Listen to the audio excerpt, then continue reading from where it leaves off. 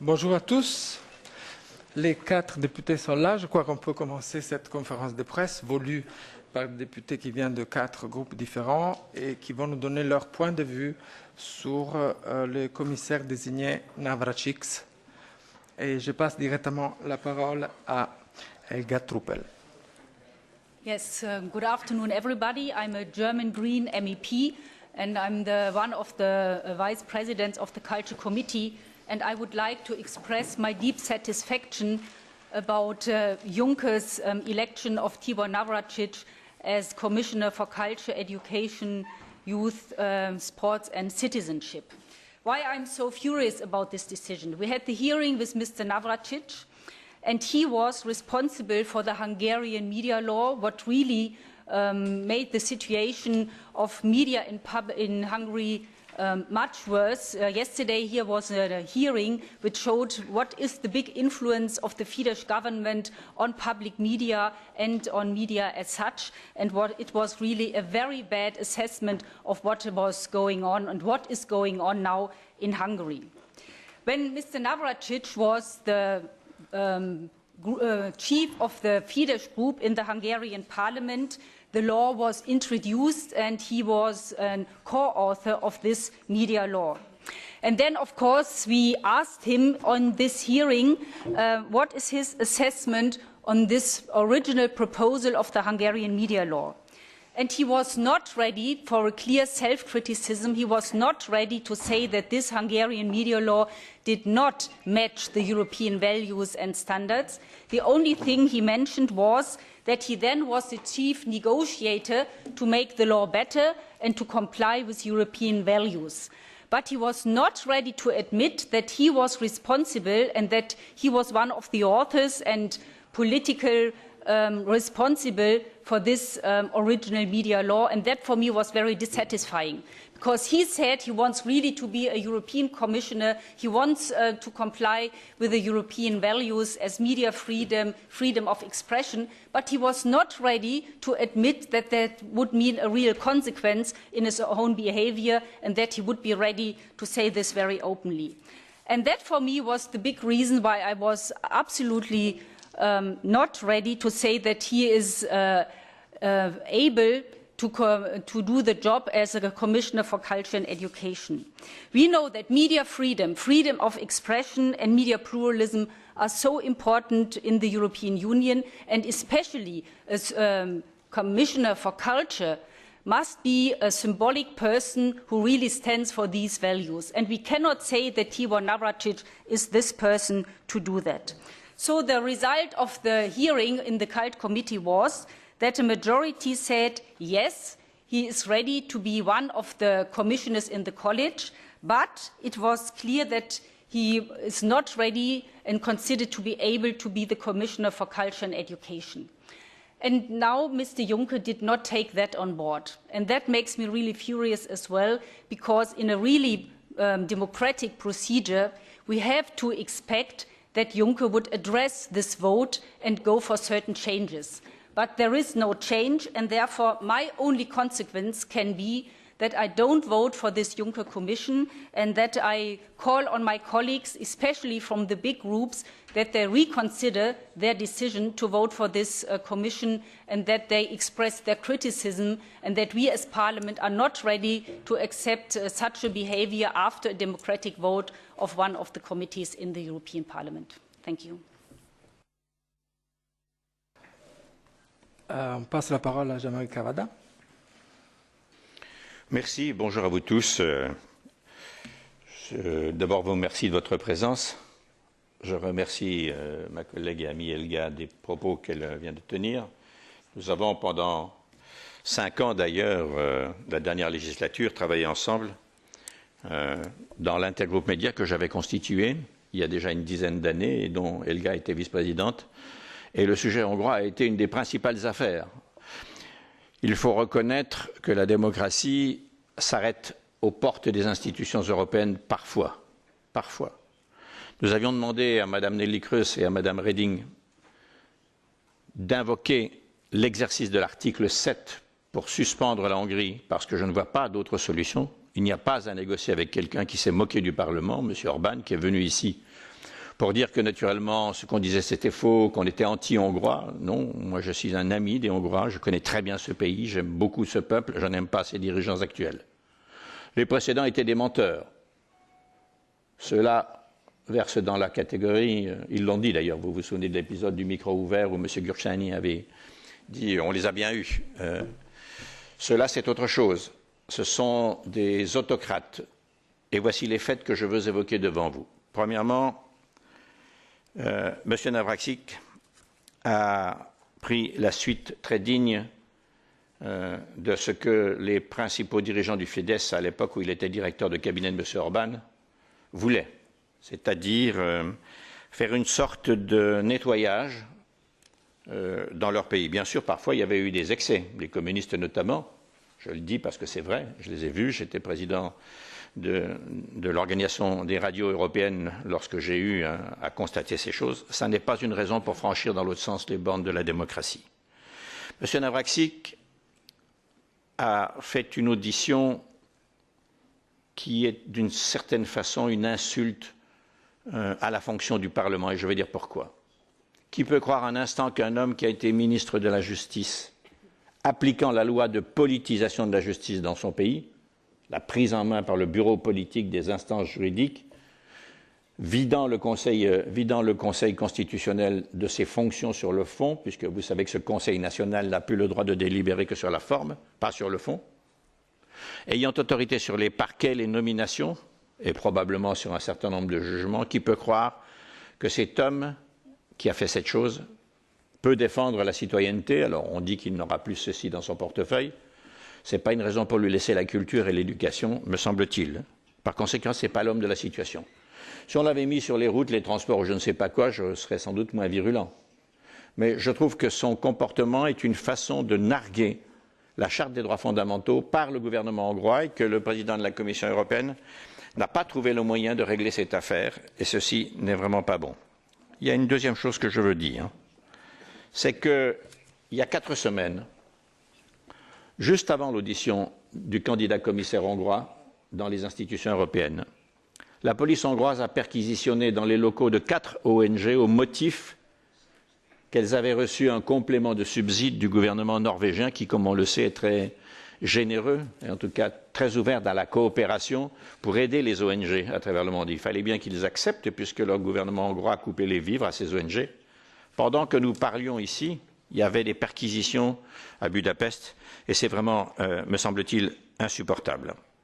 Et je voudrais vous donner un dernier fait, pour ne pas trop m'étendre. Naturellement, je ne confonds pas le pays de Sándor Márai, d'Imre Kertész, le pays des grands résistants à l'invasion soviétique de du 22 octobre 1956, avec le gouvernement actuel. Je ne les confonds pas.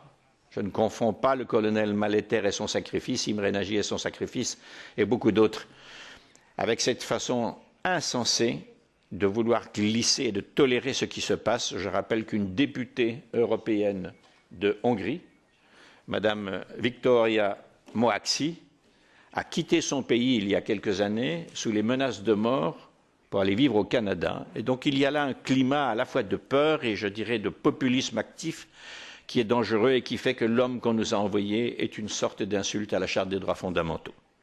Et je viens de recevoir à l'instant, par le biais de mon assistante qui se trouve dans cette salle, une protestation officielle de 40 artistes autour du responsable du Festival de musique français d'Aix-en-Provence, qui est un des plus grands festivals mondiaux actuellement, et qui viennent de dire il y a quelques minutes qu'ils refusaient la nomination de cet homme et qu'ils ne travailleraient pas dans ces conditions, ni avec cet esprit, ni avec cet homme. C'est signé M. Bernard Faucroul, que je me permets de citer, puisqu'il a mis sa signature au grand jour. La presse, dans cette affaire que vous êtes et que j'ai été, ne doit pas considérer que c'est une affaire exotique hongroise. Si l'on tolère ce qui se passe encore plus longtemps dans ce pays, ne doutez pas que d'autres imitateurs de ces autocrates voudront faire la même chose et il n'en manque pas des candidats un peu partout dans nos pays. Je parle du point de vue d'un pays qui a envoyé le plus fort bataillon d'anti-européens au Parlement européen. C'est vous dire que j'ai sans doute davantage peur que bien des personnes qui peuvent être dans cette salle. Alors il faut maintenant faire un barrage à ce type de comportement qui n'est naturellement absolument pas acceptable. On n'a pas On n'a pas ouvert le grillage du mur de Berlin entre la frontière hongroise et la frontière autrichienne en 1989 pour voir ce genre de comportement, essayer à nouveau de vouloir reconstituer le grand empire austro-hongrois ou je ne sais quoi. On a déjà assez de Poutine, épargnez-nous s'il vous plaît. Épargnons-nous s'il vous plaît le Fidesz. Merci beaucoup. E la parola va a Isabella Di Norfi. Grazie. Ringrazio prima di tutto i miei colleghi per aver organizzato questa conferenza stampa che si è necessaria dopo gli sviluppi della riunione che abbiamo fatto in Commissione parlamentare cultura. Devo premettere una cosa, la decisione su Navrasic in Commissione cultura è stata piuttosto sofferta. Perché nonostante il fatto che tutti a priori si fossero dichiarati piuttosto perplessi circa l'attinenza di questo commissario con il portafoglio che gli era stato assegnato e sulle capacità proprio personali, la conoscenza personale delle materie che di cui si sarebbe occupato, il commissario è stato in qualche modo salvato. Noi abbiamo fatto una votazione segreta. Prima c'è stata una discussione nella Commissione Cultura in cui tutti i gruppi, quasi tutti i gruppi si erano dichiarati contrari. Poi in qualche modo il commissario è stato salvato, soprattutto il gruppo dei socialisti che si è turato il naso e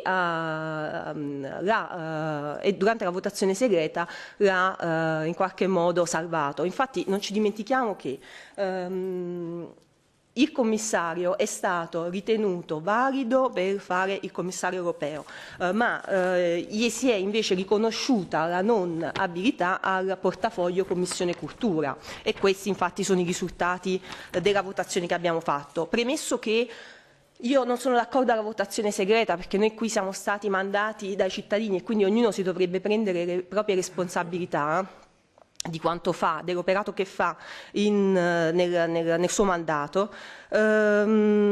Quello che più mi lascia perplessa è che qui non si parla soltanto di un sopruso per quanto riguarda il portafoglio cultura e commissione, ma qua siamo di fronte a un atteggiamento più grave perché dopo questa votazione, dopo gli incontri che abbiamo fatto in Commissione Cultura, ci aspettavamo, come è capitato con altri commissari, di dover ascoltare un nuovo commissario per il portafoglio.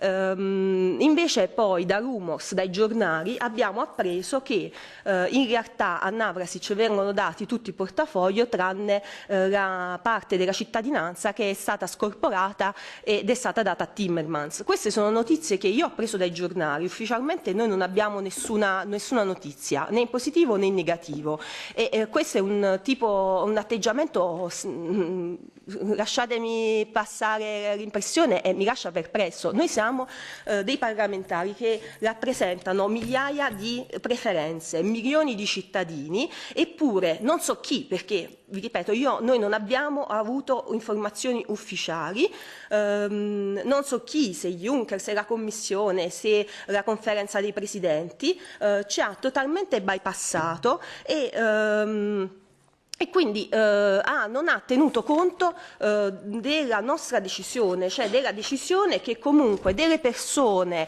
che rappresentano l'unica istituzione eletta europea hanno preso.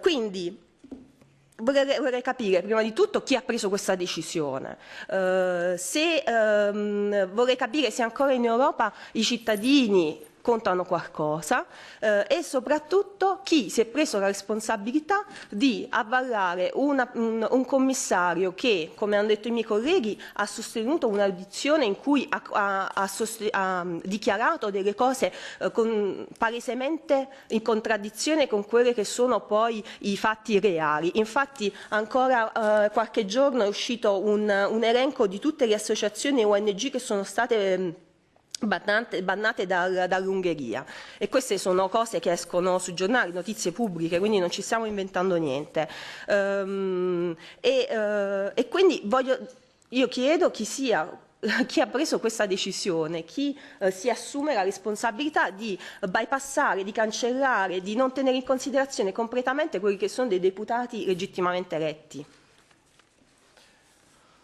Curzio Maltese. Grazie intanto di essere venuti. Voi vedete la composizione di questo tavolo, ci sono esponenti di gruppi politici differenti, per i liberali, per i Verdi, per l'FDD, Movimento 5 Stelle. Movimento 5 Stelle. Movimento 5 Stelle, preferisco. E io sono del GUE. E avrebbe potuto, anzi avrebbe dovuto esserci anche un socialista, perché se non fosse stato per i voti dei socialisti non avremmo avuto quel risultato in commissione. E il voto di quasi tutti i socialisti, a cominciare dalla Presidente della Commissione Silvia Costa. Questo per dire che noi non è una questione politica o di parte, non siamo qui a processare una nazione poi che ha dato tanto alla cultura, l'ha ricordato il signor Cavadà, che ha dato tanto anche alla lotta politica con la gloriosa resistenza del 56, ma siamo qui per discutere di valori fondanti di questa istituzione. Io ho fatto per tutta la vita il giornalista e continuo a farlo, e la situazione della libertà, la situazione della stampa in Ungheria è una situazione di un paese autoritario. Esiste dal 2011 una commissione formata da membri del partito che hanno il potere di sanzionare gli organi di informazione sulla base di criteri del tutto aleatori e del tutto politici, appunto. C'è stata una riforma della giustizia che ha limitato di molto l'indipendenza della magistratura nel 2012, c'è stata una nuova Costituzione di impronta nazionalista adottata nel 2013, ci sono state molte dichiarazioni inquietanti del Premier Orban sull'inutilità, diciamo, delle libertà democratiche. E in tutte queste fasi il signor Navracsics ha avuto un ruolo centrale. È una responsabilità politica che lui stesso ha ammesso. È arrivato addirittura in una hearing piuttosto paradossale a condannare alcune misure e leggi prese dal governo di cui lui era ministro e vicepresidente del Consiglio, e sembrava che fosse un passante, un uomo del tutto, un uomo della strada, quando ricopriva e ha ricoperto e ha continuato fino a oggi a ricoprire un ruolo centrale in quel paese e in quel governo. Ora, ci sono appunto dei valori che ci legano molto più e molto prima e sono molto più importanti delle differenze politiche, sono dei valori fondanti, e sulla base di questi valori fondanti il signor Navracsics non può fare il commissario, non può occuparsi della istruzione dei nostri giovani, non può occuparsi della cultura e dell'educazione. Secondo me non può in generale fare il commissario europeo, e infatti io e altri che sono qui con me hanno votato contro anche all'idea, ma comunque rispettando democraticamente il voto potrebbe fare il commissario in un'altra commissione. Il voto democraticamente espresso dalla commissione è stato ignorato ed è da parte del presidente Juncker un atto molto grave, molto irrispettoso, non di noi che contiamo fino a un certo punto, ma della volontà degli elettori europei. Grazie. Merci Curzio. Voyons s'il y a des questions. Alberto. Sì, Alberto Agenzianza. Prima lei, deputato Adinolfi, ha detto che non siete stati informati se non dalla stampa di questa proposta di scorporare la parte sulla cittadinanza. Anche se non siete stati informati, vi andrebbe bene che a Navracsics fosse tolta una parte del portafoglio o non siete ancora soddisfatti? No, per me si deve rispettare quello che è stato votato in Commissione europea, in Commissione parlamentare, ovvero di non dare il portafoglio della cultura al commissario. I colleghi sono d'accordo?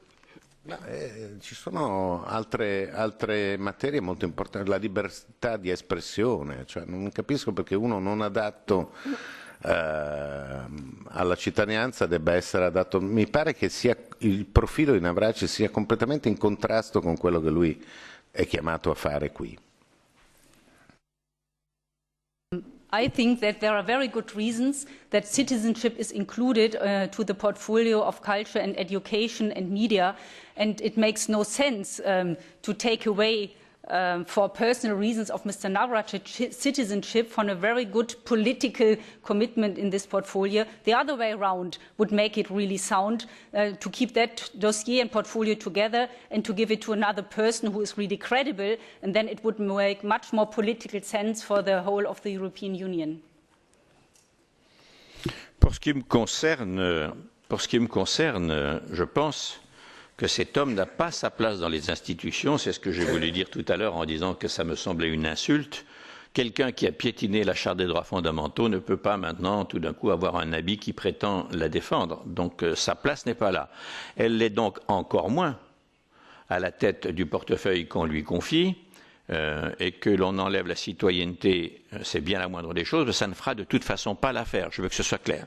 Et puisque vous nous engagez à répondre, je voudrais soulever un point que j'ai omis de dire tout à l'heure et sur lequel je vais m'exprimer bientôt de façon plus longue parce qu'il faut y réfléchir.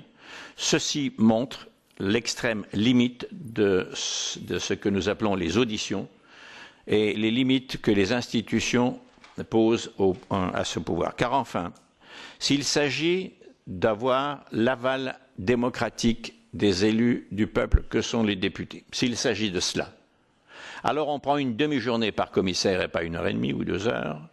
Il y a un nombre limité de gens, ceux qui sont membres d'une commission, ils ne le lâchent pas aussi longtemps qu'ils n'ont pas satisfaction à leurs réponses. C'est comme ça que ça se passe dans les grandes démocraties, dans le Congrès américain par exemple.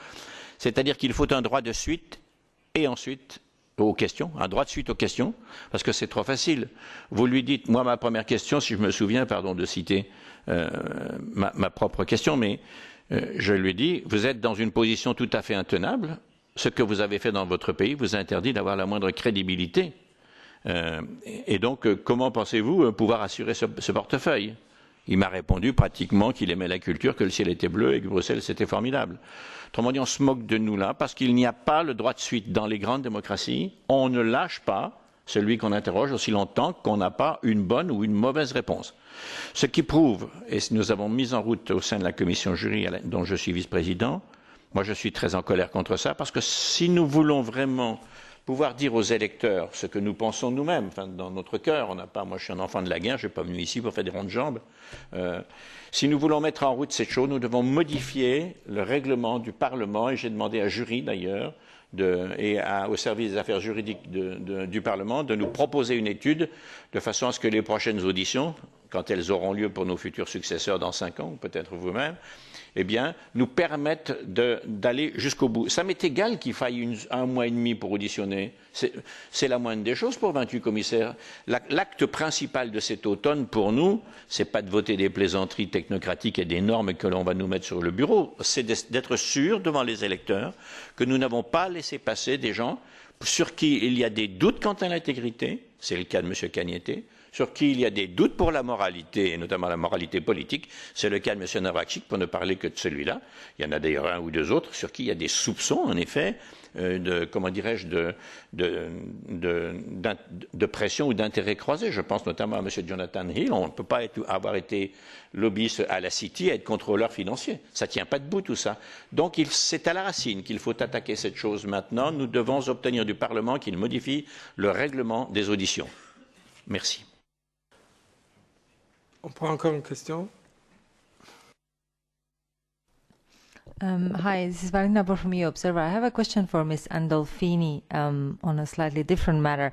Can you confirm what the status of your group is now? Is it formed? And what do you think about the views of your new Polish colleague? And secondly, is there any informal or formal discussion to help a group being formed around Ms. Marine Le Pen? Thank you.